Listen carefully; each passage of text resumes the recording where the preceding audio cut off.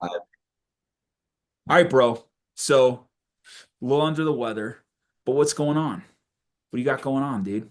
It's funny.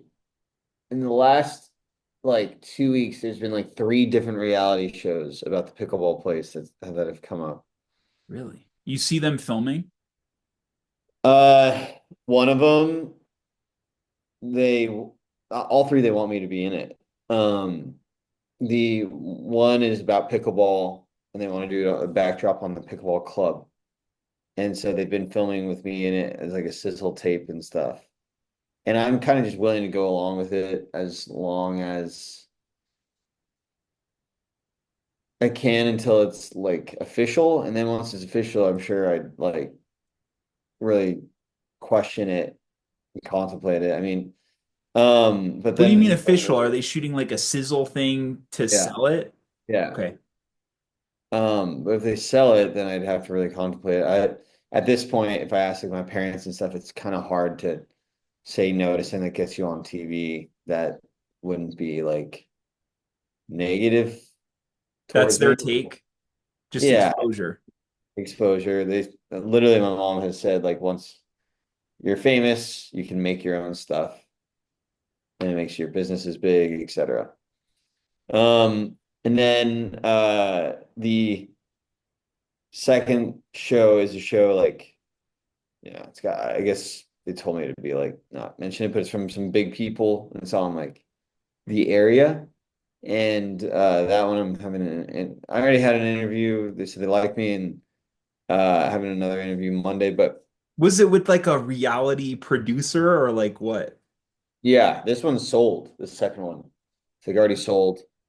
Um, and they said like off the top of their head, the entertainment stuff would look really good. Like even have me pitch my TV shows to the studio that's creating That's trying this. to get you. What? Pitching to the like producers who are talking to you. Basically, they're saying they can do a segment on capturing my entertainment background. The fact that I have like the two TV shows that I wrote and stuff, they can have like the studio that's producing the show, they can have like a whole segment on me going to them in the room, like in a pitch meeting and stuff. That could be like, an episode type thing. Dude, that's so meta. I like it. It is. Yeah. If it brought opportunities to the creative stuff I already have, again, I'd have a hard time saying no. Um, I mean, what's the downside, right? It makes you like it still has that negative connotation a little bit of being like that you're famous for nothing. But yeah, I think to be continued. It'll be interesting. That Um, balancing act between like getting exposure but also being like not being an influencer kind of thing. yeah, yeah, but I think, look, what are my goals? My goals are to make good things with like talented people, get paid to do it, and so that I can like sustain a lifestyle in this thing, so I can make my creative passions my career. So, um, yeah, I think you probably keep reevaluating that, but it's good. Did you see the Leo DiCaprio trailer that just dropped? Paul No, Thomas Anderson? no. Looks great, dude. You'll probably hate it, but I'm excited. Why yeah, Paul Thomas Anderson tends to be very stylistic and everything. Huh? And DiCaprio always does good stuff, but what's the what's the vibe it's giving you? It's like kind of like high impact, high energy, um, good quality, renegade kind of vibe. I mean, like what does it look like it's about, just like in one sentence, and why do you seem psyched on it? It's like a story about I don't know if it's a true story or not, but it's like renegade, like a guy taking the law into his own hands and being part of like the revolution kind of thing. Anderson always does period pieces. I assume it's kind of a period piece, right? It's not Yeah, modern. yeah, it feels like 70s kind of. Yeah. He's got like this mutton chop thing going on. Classic Inherent Vice stuff. Yeah, exactly. I hate it already. Kidding. Um, Interesting. And then yeah, dude, I'm really trying to do my diligence right now to get big meetings and do good stuff. I mean, I just got an audition for like another ultra low budget thing. Sounds ridiculous. Like, Like, fuck this. kinda. You saw it directed by Jacob Arbiteur. Screw that shit. It's Yeah. funny, bro. Oh, the ultra low budget. Are you talking like 300K and or like 50K? Or do you not even know? Do they just say ultra low budget? It says SAG ultra low budget and it shows how much it pays the actors, which is really low. Is it are most of those roles that because the day rate's like 241 for ultra, is that like the rate for Probably the something like that. parts? Probably something like that. Yeah. Yeah. I'll check. But what about yourself? Well, I'm full. I mean, bro, we pretty much have the same dream in terms of like having a lifestyle where you're able to do these creative things and like that's all it is. I've got this first feature that's going that's I'm gonna shoot in July. And then I'm looking at like sustainable, like I figured out how things are put together, how the finances work, and I'm trying to create my own like system almost in terms of like how to make this sustainable.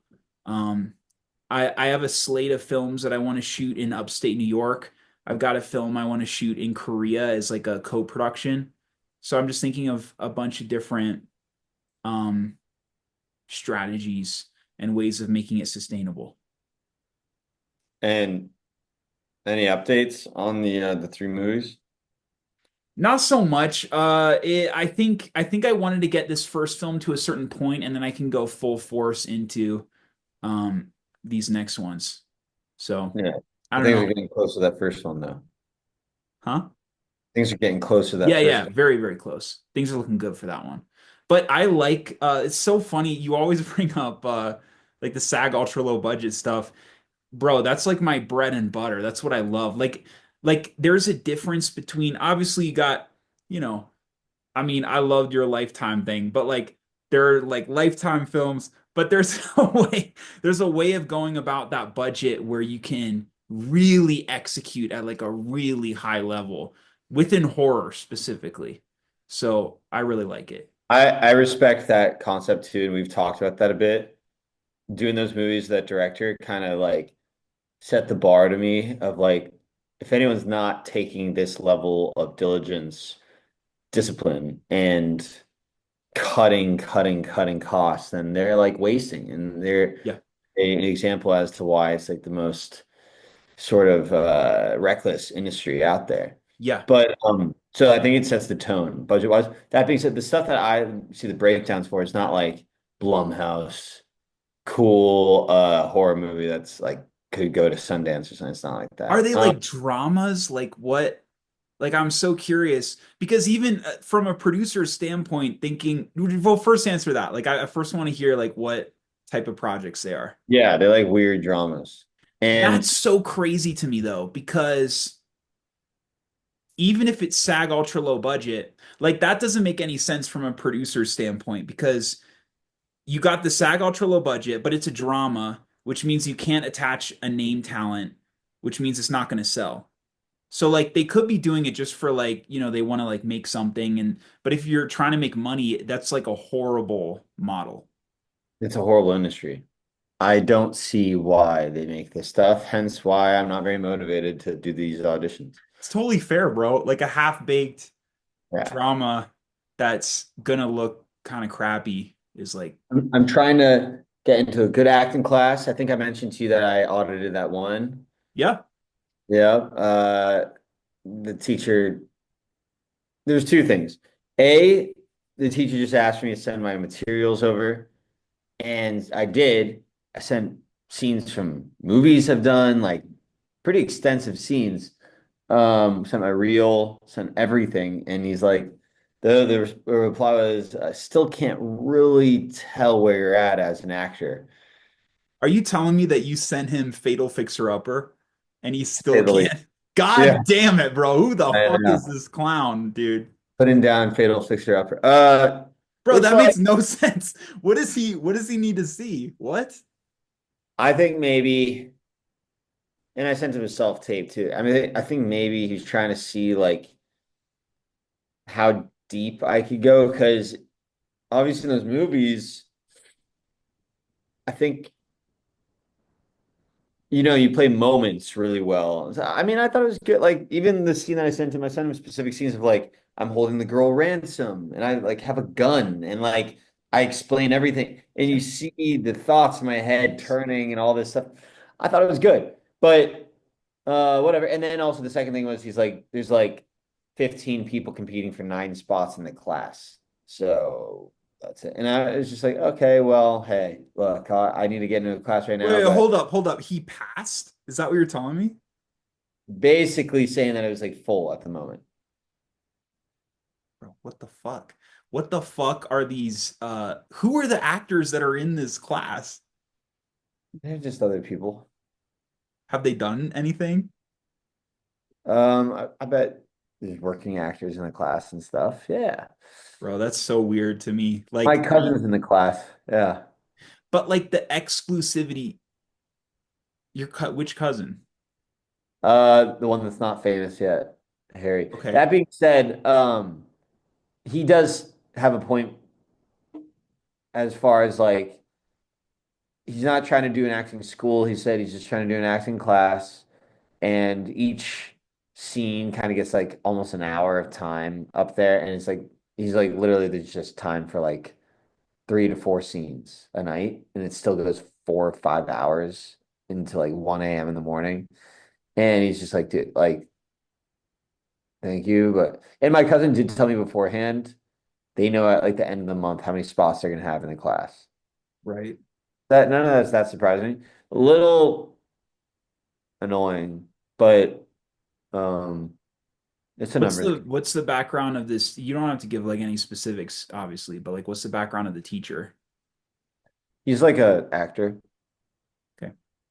and like seems cool, pretty cool. But yeah, it's I think in a sense, because my cousin's in it, he's probably trying not to show favoritism and like boost me up just because my cousin's in it, etc. But at the same time, I'm sure this isn't the situation. Um, but like I'm just talking in broad strokes about like you know how I feel about like acting classes in general, right? yeah, Just same. because, but that's only because of my like college, like acting college. But when No, I that's how was they are out in, here. That's very common. yeah, right. But like when I was in acting school, I put these teachers on such a pedestal, bro. Of like Yeah, when I look back now, I'm like, oh shit, they've been out of work for 35 years in like upstate fucking New York. yeah. Like it's just sometimes there's like this man, and I don't know this guy or like the type of class at all, but sometimes this manufactured I mean Mystique, bro, it's bullshit. exclusivity. Like It it is doesn't make bullshit. any sense to me why it I would be will so say, exclusive. I, I will say the reason I like this class is because the way they worked. I talked to my cousin, and he's like, "Yeah, it's no like mumbo jumbo, like all the breathing and all that stuff and everything. It's literally Scenes. the, the scenes. They go really deep into backstory, Yeah, like really deep into like the context, the circumstances of the story and the scenes, and they try to right. like the.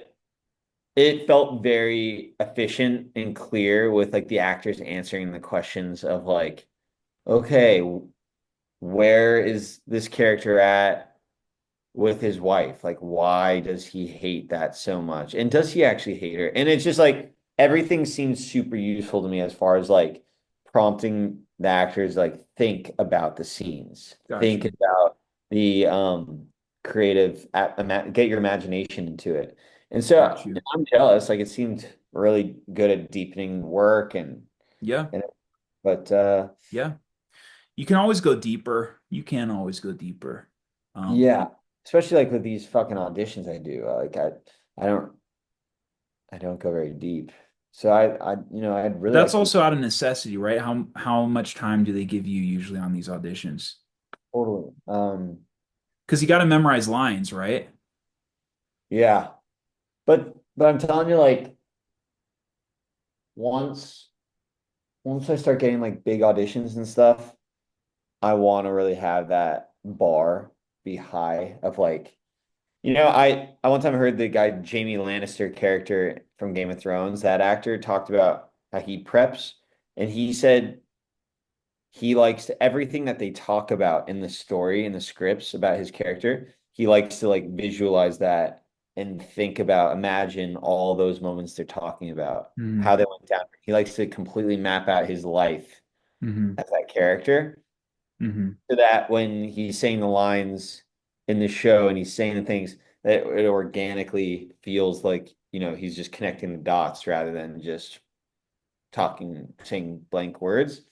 And I think that is a good preparation thing. It might not always play, it might not always make the scenes better, but I think I definitely want to get really, really, really good at going hard at that type of stuff. So, um, Dude, the cool thing is there's similarity between like how deep an actor goes in their process and how deep a director goes in their process. Because for me, that type of deep work, it comes down to shots and my prep with shots. yeah, So like you as an actor over the course of your lifetime can go deeper and fucking deeper and deeper and deeper. Like it's a never-ending thing, which is why yeah, it's fun and why you got longevity to it. For me, it's like I'm prepping every fucking I'm on page like 70 now, where I'm prepping every single shot of the feature. And it's about like instead of just, yeah, you could shoot like a wide shot, a medium, and a close, or you could have like a top-down shot that like slowly arches back as the character is walking and it ends up in this cool reverse thing because it works for the moment. It's about thinking of like that's what keeps it interesting. it is. It's about doing your diligence Yeah. and making sure the preparation is there so that you can let it go on the day and flow. My Um, favorite part, dude, last night just naturally came up. And it's funny because what I watch, I don't even realize sometimes it influences like what I'm trying to make. And there was this moment where in like The Shining, Kubrick, where it's like he's known for that one shot where it's a wide and then it's a quick zoom into like their face, like Danny's staring there, and then he looks, and when he sees the twin, it's like dun dun dun dun dun. I found two moments of that in this one scene, and it works so nice. And it's just that kind of deep prep work is like it's going to make the finished product that much better. Good point. Yeah, just thinking about your thing more and more. Um, yeah, dude. On a slightly different note, I'm finishing out the business plan for Valley Mentality as well. Talked to the business advisor this morning. Um, I just want to get it out there ASAP. I feel like we're Does he kind of, have like a network of investors or what's he gonna yeah, a bit. We've started talking about people that I can definitely go to that are in my network. And then I just talked to someone the other day that said they can help me go to a lot of people. But yeah, he's definitely in his first rodeo raising capital. cool? So that's pretty vital. I mean, we have a lot of stuff we want to do and we need money. So How do you find a business manager? this guy was just a pickleball player at Calabasas Club. Hell yeah. Yeah, it's so well. Dude, I gave a lesson to a famous person yet. I mean, ton of stuff. So gave a lesson to a famous person yesterday, and they're coming back on Monday, and they know my family and stuff. It's so funny, like just awesome. And the connections in this thing Yeah. are just insane. Like working Pickleball's the thing, man. with talented people, yeah, it's crazy. And then we've been playing with Drew Brees, the NFL Super Bowl winner, Yeah. Terrell Owens, Hall of Fame Terrell offense. Owens, are you kidding? No, T.O. No shit. no, we've been training him all week. Bro, what the fuck? T.O. is playing pickleball?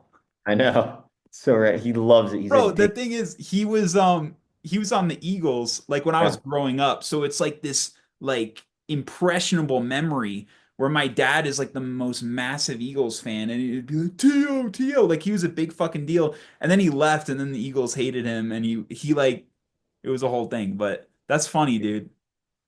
So my dad's like coaching him and he couldn't make it last week. He's like, Duke will coach you, Tio. And so, dude, we just spent like an Wait, it hour. was a one-on-one with you and T.O.? Yeah. Bro, I know. that's fucking hilarious. Dude, I'm Are you boys with kidding him. me? I'm boys with him. He comes up from Inglewood. Bro, And what the fuck? he like he'll get so pissed on the court. Yeah, I bet.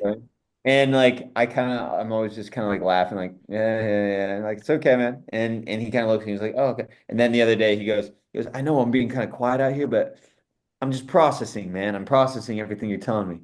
Because I'm trying to figure out how much I can tell him without being annoying. Right. Is he like a big guy? Yeah, he's huge. And my Bro, my it's like an SNL skit. Like I can't imagine T.O. playing pickleball.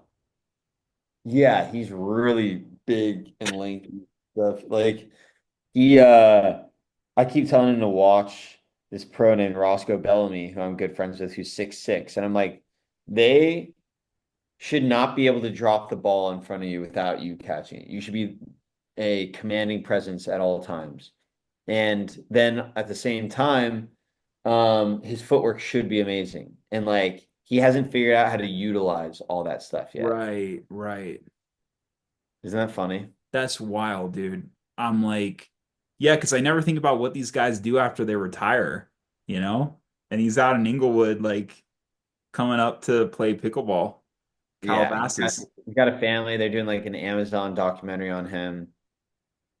So crazy, dude. That's so funny. I love that you have these one-on-ones with T.O. teaching him how to play pickleball. That's like So random. I mean, he's like my dad's like ex science experiment, bro. Like my dad is yeah. like taking like the perfect physical specimen and figuring out how to make him like a genius pickleball player. Dude, the world is so fucking random. Like that matchup is just the most random shit I'll ever hear in my life, dude. Like what it's like, let's take the most random character, put it together with someone you know in the most random fucking situation, and that's that. It's a little wiffle ball sport. It's so funny. Wow, dude. Cool. So how's the invention coming along? Thanks for asking. It's great. No updates really. We're waiting on Okay. inventory to be sent. And then we're gonna And you get just what, 3%? 20%. 20. God damn. Okay. Let's go. Oh, dude, I hope I make a lot of money. A lot of money. Yeah, I mean, I did my budgeting for today, for my personal life and value mentality a bit. Taxes for value mentality, budgeting for my personal life. And I just cost so much money to live and breathe. It's so exhausting. So I just want to make a lot of money. I like it's crazy, but yeah. What about you? It's close, man. It's close. Uh yeah. I'm just look, man, it's like one thing after another. Just keep putting one foot in front of the other. Like I've got I'm really trying to crack the code on this like slate of films thing. And like if I can be getting these things off the ground, the thing that I love about it is like no one's really in that space of like, yeah, I guess your people are making those shitty dramas that look terrible, like bad acting, whatever. But like really like well executed horror in that range, no one's really doing that, you know? So I think it's like a wide open field. I think there's room for everyone. Yeah. Yeah. Yeah. So, dude, what else? You've got this Vegas film that's coming up. Yeah. Any updates on that? Um, my dad's been just getting notes on it and stuff, doing all that. From like buddies, he's got his own like round of He, people. he went to like a service, like he paid Okay, this thing. Yeah. cool. Um, yeah, that's one thing. Yeah. I mean, just we're gonna do another value mentality skit soon. with the same Um, filmmaker. yeah, my buddy is great, and trying to incorporate a bunch of people and stuff. It's great. That's the guy who made the short, right?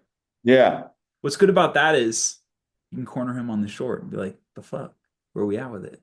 When am I gonna see it?" I just brought it up to him, and Yeah. they did a first pass on it, which I'd like to see. Dude, I got it's a reminder, bro. I've got a short I shot 3 weeks ago. I need to fucking my cinematographer who's great, like checked up on it. I need to it's like, bro, like sometimes you got a goal of like where you're like, yeah, I'll knock it out in a week, but it's just sometimes it lags, man, you know? Of course, of course. I don't lag though.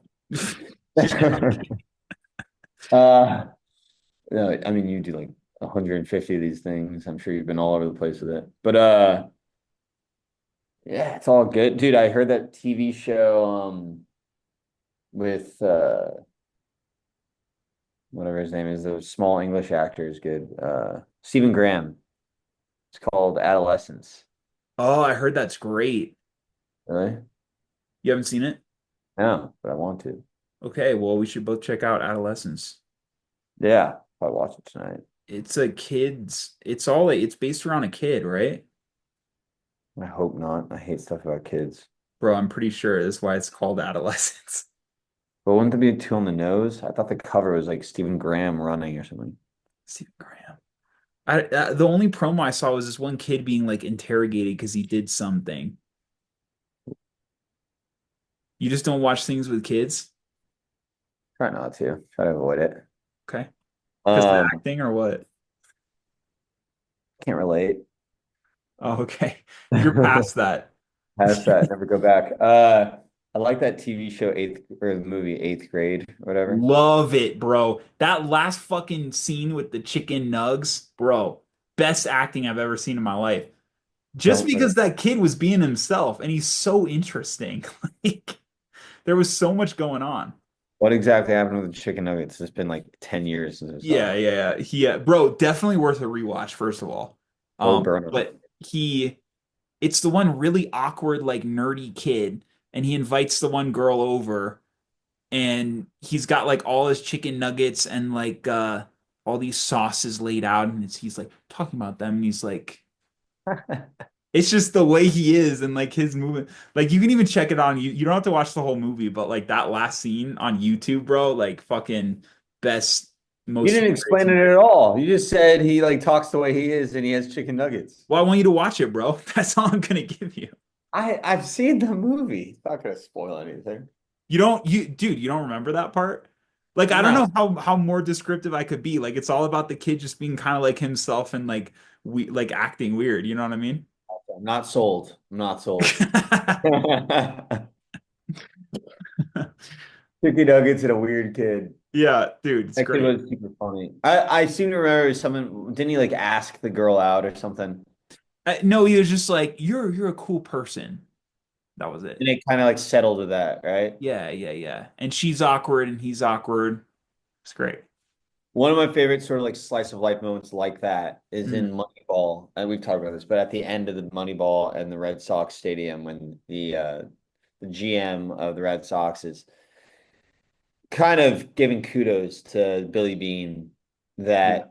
that even though they didn't win the championship of the season doing his tactic and Billy Beane's down on himself, the guy comes out to say like people noticed, basically. People noticed what you did and how big of a deal it was. And if everyone, and he goes on to say, like, if everyone's not changing their entire model around to copy you, then they're dinosaurs. And then he offers him the big contract. And it's just like perfect example of give the audience what they want, but not exactly what they expect. Mm. And to me, What I did they mean, expect? Like for him to like have this huge victory and like knock it out of the park kind of thing. I'll tell you what, after the scene just prior to that, where they lose at the end of the game, the tone of it with the narration and everything was so negative and kind of talking about how like no matter how well you do the Billy Beane's basically been right about everything the entire movie and kind of from a place of fear he would say that he's a realist, but he acts from a place of fear, and he kind of always is his own like self-fulfilling like naysayer, except for that how good they do throughout the season using his tactic. But then this team does really well. And then at the very end, they lose in the end, the whole thing, the championships. And you're like, oh my gosh, that's why this movie is shocking because is it supposed to be some type of kind of a negative take on the human experience that like no matter what you do at the end of the day, you're gonna lose. And you think it is, what for whatever reason. And to see then that it finishes off the movie with the Boston Red Sox complimenting him in a very unexpected, heartfelt way, and then offering him this giant contract, which he actually ends up turning down. Right. Like the ultimate, like 1, 2, 3 punch. Like it's just Right. like really cool Right. outcome of everything. Bro, that was another one. Like it's been 10 years, but really Well, I think I did a better job of selling you on that last scene than I don't know about that, the but chicken nuggets. I was just kidding. but dude, seriously, one of the best movies of all time. And such like a character piece. Like, can you imagine playing that part? Or even wait, do you know who is the best? I think it was like the manager. What's his name? He's not with us anymore. Jonah Hill. No. He's not with us anymore.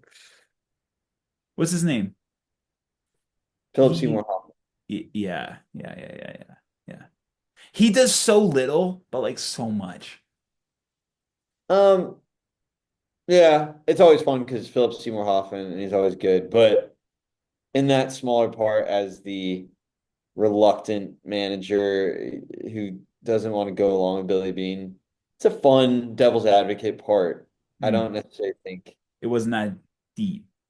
right. It's not that juicy. People But just then it might have to do with for me, like that film, it was all the pieces to get like there were moments of great acting, there were moments of like the camera work was great, the music especially, like everything was so cohesive. That director was the same as Foxcatcher there and you go. yeah, very stylish director Yeah, actually. yeah. Good with sports. And it was Aaron Sorkin wrote it. Oh, got you. Adapted it from Billy Bean's book. And or actually Moneyball is by that economist. Did Who you does like Foxcatcher? I didn't love it. You There's didn't. do you? I liked it. Okay. There naturally. I think I think Moneyball, the acting was good all over. It's just a question of I think what you're referring to is like who got the juiciest parts and everything. I heard on that podcast Script Notes, Craig Mazin and John August, Yeah, they yeah. play and everything. And they brought up how many real or like actors played all the managerial people on the baseball team and how real they seemed. Like they said like they felt like they were watching like real baseball Mm, heads that were mm, cast in those roles, but it turns out they actually were just actors. But I think it's the tone the director chose to tell that story, and mm, based off that script, he made it kind of feel like a documentary style. mm, Yet very ambient music, mm. deep um moments, awkwardness, humor, charm, especially the Billy Bean character for sure, but Brad Pitt does that really well of playing like I guess you could call it the boy next door, not the girl next door, but the boy next door in the Yeah. same sense of like he's everyone's favorite American. Like Right. he's been around the block. He was the the all-time jock, but with a heart. Reluctant, hates himself kinda, has let himself down, but he does the right thing in a lot of areas, and he's not afraid to look like an idiot. He's an underdog. And so like it's such a great character and it's a really detailed, interesting subject matter. The high level of this inside, literally inside baseball. Um, and When this charming. when this kicks us off, it kicks us off. This has been fun, bro, as always. But in the last minute, I want your take on Steve Carell's character in Foxcatcher. What did you think? Uh, He had that big nose, I the know. prosthetic. That was just kind of all negative. Like I didn't really care about those people that much. It was too weird. You were like, is he doing weird things with the kids the whole time? Yeah. But Well, like, the main guy that it was based on was a weird dude. oh, yeah, like I couldn't get past it. I thought the all of it was just too weird, not charming at all. Yeah, there was nothing charming about it for sure. But that was kind of the point, right? Like it was creepy. Yeah, I guess that's not the story I want to go along for. Yeah. Like, and again, even movies like Trainspotting that are really depressing to me, I still like aspects of those people. Like they're really funny and interesting and stuff. Like I gotta be caught up in what the characters are doing, you know? You got to be able to relate to it.